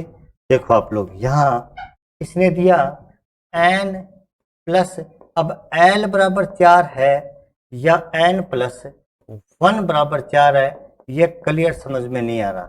यदि n+1 बराबर 4 है तो n बराबर 4 - 1 और n बराबर 3 हो जाता, और 3 हो जाता तो n² बराबर 3² बराबर इसका उत्तर 9 हो जाता। यदि हम इसको n+1 मान करके करते हैं, 1 ही लिख रखा है, तो इसका उत्तर 9 होना चाहिए था। 9 किसी भी ऑप्शन में उत्तर नहीं दिया, इसलिए 2022 में यह क्वेश्चन डिलीट कर दिया था आरपीएससी ने। और यदि n+l बराबर 4 हो तो फिर हम लोग कुछ निर्धारित कर ही नहीं सकते l की वैल्यू कितनी है, इसलिए इस प्रश्न का कोई औचित्य नहीं था। डी कक्षकों में कौन सा अक्षीय कक्षक नहीं है? ना अक्षीय कक्षक है। अक्षीय कक्षक का मतलब क्या होगा कि dx² y² और dz², इन दोनों कक्षकों की पालियां अक्षों पर होती है, इसलिए इन दोनों कक्षकों को अक्षीय कक्षक कहते हैं। बाकी जो कक्षक हैं वो अक्षीय नहीं होते। छोटी क्लासों के प्रश्न है। 1 ग्राम भार में इलेक्ट्रॉनों की संख्या कितनी होगी? आरपीएससी में आए हुए सारे क्वेश्चन आप लोग कर चुके हैं। अब देखते हैं 1 ग्राम भार में इलेक्ट्रॉनों की संख्या कितनी होगी। तो आप लोगों को पता होगा कि एक इलेक्ट्रॉन का भार कितना होता है? 9.1 गुना 10⁻³ किलोग्राम। यहाँ ग्राम दिया है तो 9.1 गुना 10⁻³ गुना 10⁻³ यानी 10⁻28 ग्राम आ जाएगा। बात समझे कि नहीं समझे आप लोग? 10⁻28 ग्राम आ गया। अब ये क्या कह रहा है, यदि 1 ग्राम है तो कितने इलेक्ट्रॉन आएंगे? तो देखो, इतने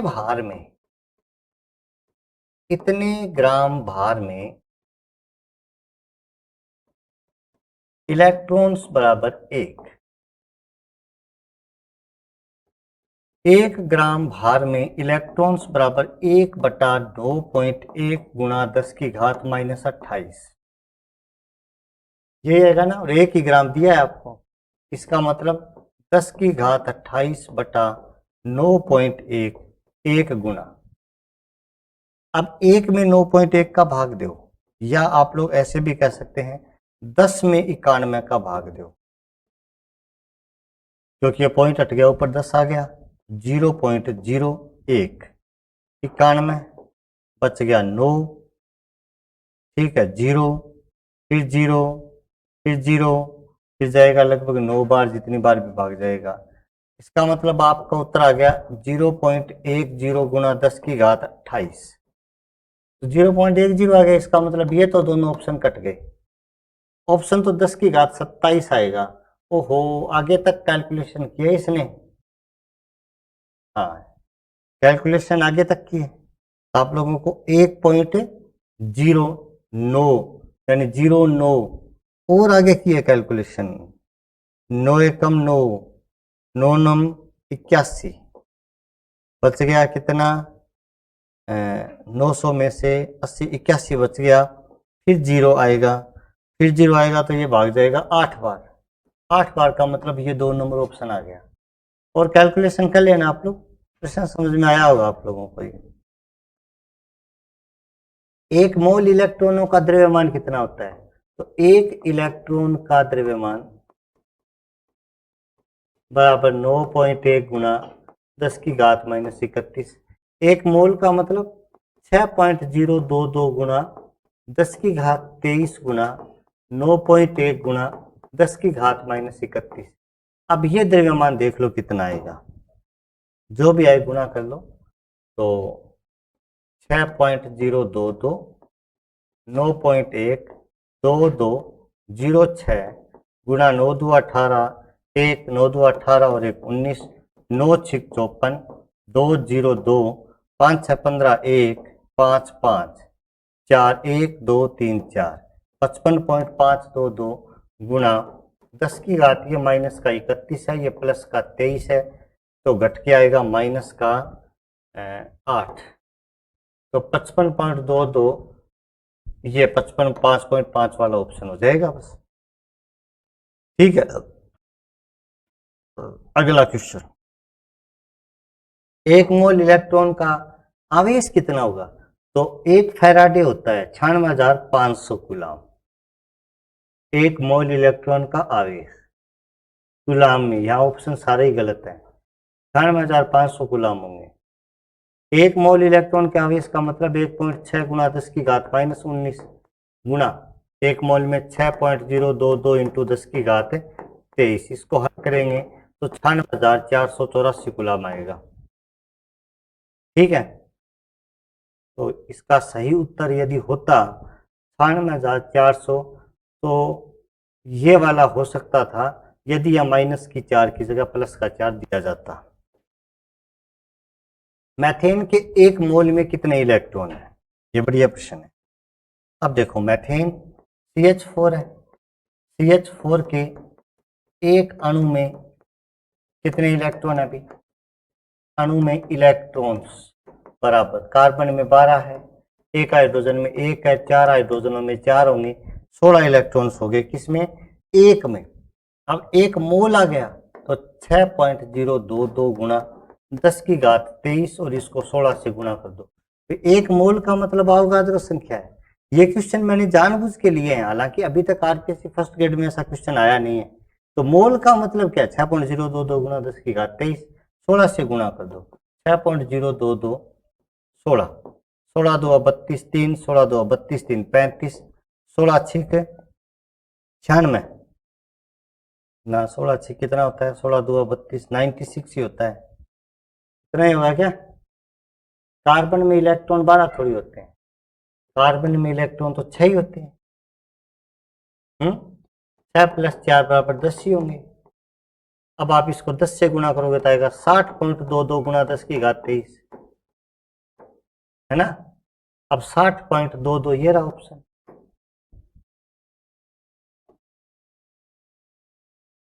सात मिलीग्राम कार्बन 14 में न्यूट्रॉनों की कुल संख्या ज्ञात कीजिए। बिल्कुल, अब देखो कार्बन 14 दिए आप लोग, 6C14 में न्यूट्रॉन n बराबर होगा 8। अब ये 7 मिलीग्राम दिया है। खैर,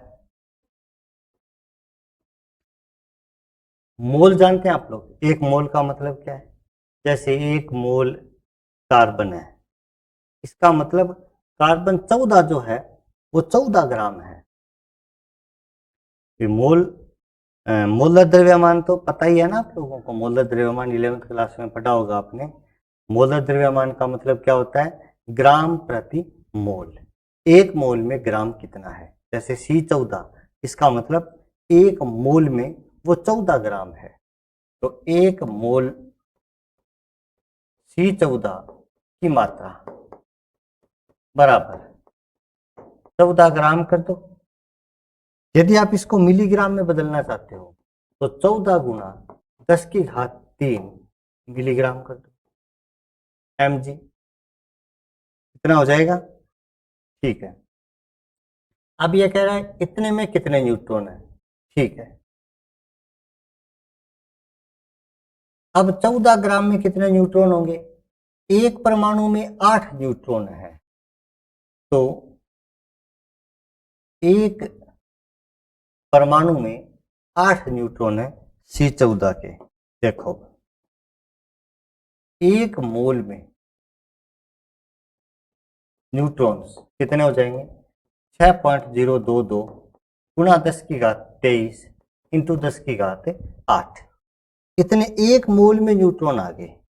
1 मोल का मतलब 14 ग्राम में न्यूट्रॉन्स बराबर 8 2 16 1, 8 2 16 1, 17, 8 6 48, इतना गुणा 10⁻23। समझे क्या आप लोग बात? 14 ग्राम यदि आपको दिया है तो न्यूट्रॉन इतने हैं। 14 ग्राम का मतलब 14,000 मिलीग्राम या 14 गुणा 10⁻3 मिलीग्राम में। अब 1 मिलीग्राम में न्यूट्रॉन कितने हो जाएंगे? 48.176 गुणा 10⁻23 बटे 14 इंटू 10⁻3। अब क्या दिया? 7 मिलीग्राम में कितने हो जाएंगे? इंटू 7 कर दो, काट दो, 2 से कट गया, ये आ गया 24 पॉइंट समथिंग, और ये रहा 24 पॉइंट समथिंग का ऑप्शन। एक ही ऊपर 3 माइनस का जाएगा, 20 हो जाएगा, तो 24 पॉइंट वाला उत्तर आ जाएगा। ये प्रश्न रिपीट हो गया है। अच्छा, 7 मिलीग्राम में न्यूट्रॉनों की संख्या, न्यूट्रॉनों का द्रव्यमान कितना होगा? तो आप लोग देखो यहाँ जितने भी न्यूट्रॉन आए हैं उन न्यूट्रॉनों की संख्या को इस द्रव्यमान से गुणा कर देना, आपका उत्तर आ जाएगा। ये प्रश्न न्यूमेरिकल वाले मैंने जानबूझ के ऐड किए हैं, हालांकि आरपीएससी में ऐसे क्वेश्चन आए नहीं थे। मैंने सोचा आप लोगों को कुछ तो एक्सरसाइज करवाएं, थोड़ा बहुत जरूर दिमाग लगाओगे आप लोग। तो ये था साथियों पहला पार्ट। पहले पार्ट में हम लोगों ने पूरे 4 पार्ट उनके क्वेश्चंस पढ़े हैं। हमारी पूरी की पूरी स्ट्रेटेजी कुछ इस प्रकार से रहेगी, पॉइंट और उसके क्वेश्चंस। अगले पॉइंट में हम लोग पढ़ेंगे एटॉमिक स्ट्रक्चर के मॉडल, सारे मॉडल एक ही वीडियो में करेंगे, उनके क्वेश्चंस करेंगे। तीसरे में हम लोग आप वो सिद्धांत पढ़ेंगे और उसके सारे के सारे क्वेश्चंस कर देंगे, ठीक है। और उसके बाद में जो पीरियोडिसिटी है उसको अलग से हम लोग पढ़ेंगे, जिसको लगभग 8-7 घंटे उन पॉइंटों में लगेंगे, वो आगे करेंगे आप लोगों के लिए। ओके, फिर मिलते हैं। धन्यवाद। जय हिंद।